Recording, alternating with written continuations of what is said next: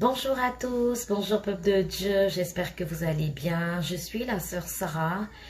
Alors aujourd'hui je me permets de faire cette vidéo simplement pour je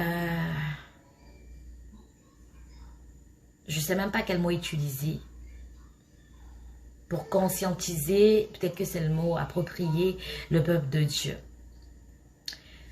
Aujourd'hui nous sommes en train de vivre un temps compliqué qui annonce vraiment que nous devons encore rechercher la face du Seigneur, que nous devons encore être au pied du Seigneur, pleurer, implorer sa grâce et le rechercher de tout notre cœur. Être très prudent. Vous savez, lorsqu'on essaie de regarder les générations passées, les générations de nos parents, de nos arrière-parents, grands-parents, s'il faut le dire comme ça, il n'y avait jamais eu autant de problèmes que nous avons aujourd'hui. Lorsque je parle d'autant de problèmes, je parle de ce fléau de nudité qu'on voit sur les réseaux sociaux, de ce fléau d'empoisonnement qu'on voit même au milieu, au sein de nos églises, de ce fléau de tuerie que les gens tuent à sang-froid, sans regret. Où va le monde? Aujourd'hui, je veux parler de quelques points. Le premier point, ça serait vraiment nous les enfants de Dieu. Lorsque nous sommes face à ce genre de situation, quelle est notre attitude? Quelle est notre attitude? Nous avons une grande responsabilité parce que nous sommes les sentinelles des uns et des autres. Lorsque tu vois que ton frère est tombé, lorsque tu vois que ta sœur est tombée, alors toi en tant qu'enfant de Dieu, est-ce que tu dois te moquer de la personne? Est-ce que tu dois venir exposer encore la personne? Est-ce que tu dois attiser le feu qui est déjà allumé ou tu dois venir aider la personne à pouvoir reconnaître son erreur, à se relever.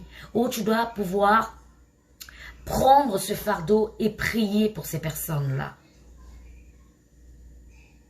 Lorsque la femme prostituée s'est retrouvée face à une multitude de foules qui voulaient la lapider, Jésus a dit que celui parmi vous qui n'a point de péché soit le premier à la lapider. Personne n'a pu le faire. Parce qu'au-dedans d'eux, quand ils ont examiné leur voie, ils se sont rendus compte qu'ils sont pires ou qu'ils sont pareils à cette femme-là. C'est simplement pour dire que nous ne sommes pas meilleurs que ceux qui sont tombés. Mais c'est par la grâce de Dieu que nous sommes là, que nous sommes appelés enfants de Dieu. Alors, nous devons prendre le fardeau des autres. Nous devons prier pour ce fléau, pour dire, Seigneur, au milieu des enfants de Dieu, il y a le scandale. Qu'est-ce qui se passe, Seigneur? Nous avons besoin de ta grâce. Implorer la grâce de Dieu. C'est le rôle d'un chrétien. Pas de venir exposer encore et d'attiser le feu pour dire oui, le frère, la sœur est tombé. Non. On passe plus de temps dans les futilités, dans ce qui ne sauve pas que dans ce qui sauve. On passe plus de temps dans des choses qui nous éloignent du Seigneur. La responsabilité d'un chrétien, d'une chrétienne, c'est vraiment de pouvoir soutenir son frère, de prier. Pas seulement de dire Jésus t'aime, non. Mais lorsque le frère ou la sœur tombe, c'est ton rôle à toi, c'est de prier pour la personne, c'est de prendre cette personne par la main pour dire Jésus t'aime. Tu dois demander pardon au peuple de Dieu, tu dois demander pardon au Seigneur. Mais non, la responsabilité de la personne qui est tombée, c'est de reconnaître son erreur. De demander pardon au peuple de Dieu, de demander pardon à Dieu et de ne pas se précipiter de pouvoir continuer la marche avec le Seigneur, mais plutôt de chercher en profondeur la grâce de Dieu, le pardon de Dieu, avant de pouvoir s'exposer encore, de pouvoir être une personne publique. Vous allez m'excuser pour le bruit de mes enfants. C'est de pouvoir vraiment chercher la face du Seigneur. Chercher la face du Seigneur, implorer la grâce de Dieu, être au pied de la croix et laisser le Seigneur te prendre par la main et te remettre sur le droit chemin et te mettre enfin devant le monde pour que le monde entier puisse voir. Le Seigneur va effacer ta honte, il va te donner une nouvelle identité, une nouvelle force. Et il va t'équiper également pour la mission. Et la troisième responsabilité, ce sont les autorités.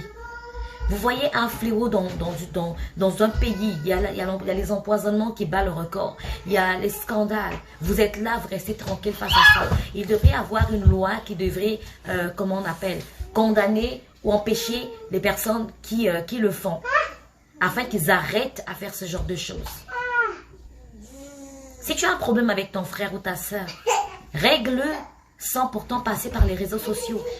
Vous voyez, nous, on peut s'abstenir à pouvoir aller sur les réseaux sociaux. Mais il y a aujourd'hui des enfants qui sont petits, qui vont sur les réseaux sociaux sans l'accord parfois des parents. Ils vont sur YouTube et ils tombent sur ces trucs. Ils sont tellement curieux, ils vont rentrer et ils vont voir la nudité. Vous détruisez la génération future, vous détruisez leur mentalité. Qu'est-ce qu'on enseigne à la génération future? Qu'est-ce qu'on enseigne à la génération future? Vous ne savez pas ce qui se passe quand vous exposez les gens comme ça. Quand vous mettez sur les réseaux sociaux la nudité d'une personne, vous détruisez la vie. C'est la même chose que la personne qui est empoisonnée. C'est la même chose. Vous empoisonnez une personne. Parce que la personne peut se suicider. Et vous aurez le sang de cette personne sur votre conscience et sur vos mains. Enfants de Dieu, ressaisissons-nous. N'encourageons pas le mal non plus pour dire non, moi je dis pas d'encourager le mal. Le mal, ok c'est renversé, qu'est-ce qu'on fait? On ne la prend plus pour la boire. Mais on peut essuyer pour que d'autres personnes ne tombent pas dessus. Alors essuyer, c'est conseiller la personne. Vous qui êtes autour des personnes qui sont tombées, conseillez, encouragez ces personnes. Priez pour ces personnes. Nous également qui sommes là, prions pour ces personnes-là. Implorons la grâce de Dieu. Et que cette personne ne se précipite pas non plus à pouvoir s'exposer encore devant les gens.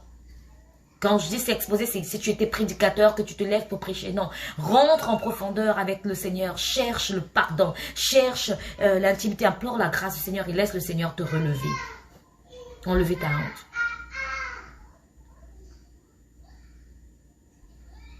Et aussi, arrêtez de pouvoir filmer l'intimité. Les téléphones, c'est pas seulement aujourd'hui, même si c'est avec ta femme de la maison. Le téléphone peut se perdre. Quelqu'un peut également, comment je peux dire, pirater ton téléphone. Et lorsqu'on va pirater ton téléphone ou ta tablette ou je ne sais quoi, la personne peut récupérer ces images, te faire des chantages et publier. Même si c'est avec ton épouse, ça serait indigne de voir la nudité des personnes sur les réseaux sociaux. Veillons à cela. Veillons à cela.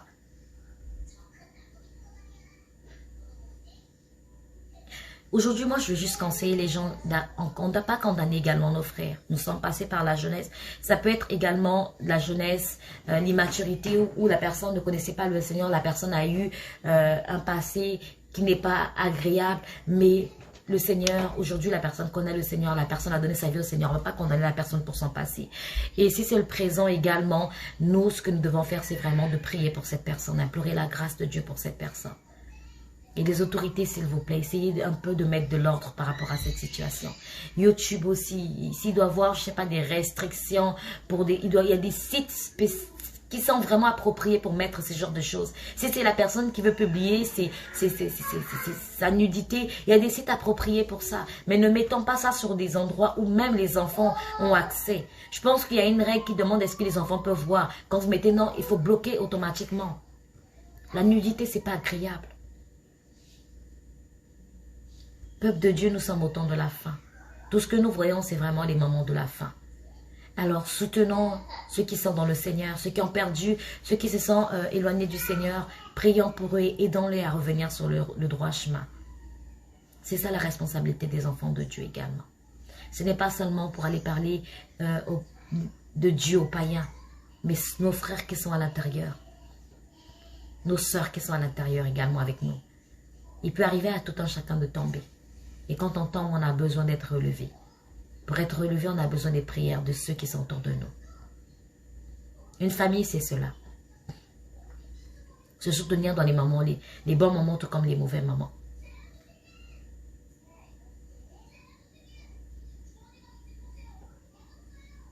Je veux m'arrêter là. Tout ce que je veux dire au peuple de Dieu, c'est vraiment de pouvoir prier les uns pour les autres. De ne pas également encourager le mal. De ne pas tuer nos frères et nos sœurs, mais de prier pour tout un chacun. Ceux qui sont sur le droit chemin, que le Seigneur les garde encore. Ceux qui se sont détournés de la face du Seigneur, que l'amour du Seigneur les ramène. Ceux qui ne le connaissent pas, qu'ils rencontrent le Seigneur sur leur chemin. Que le Seigneur vous bénisse. J'espère que vous allez aimer cette vidéo. Abonnez-vous. On se dit à très bientôt pour une autre vidéo.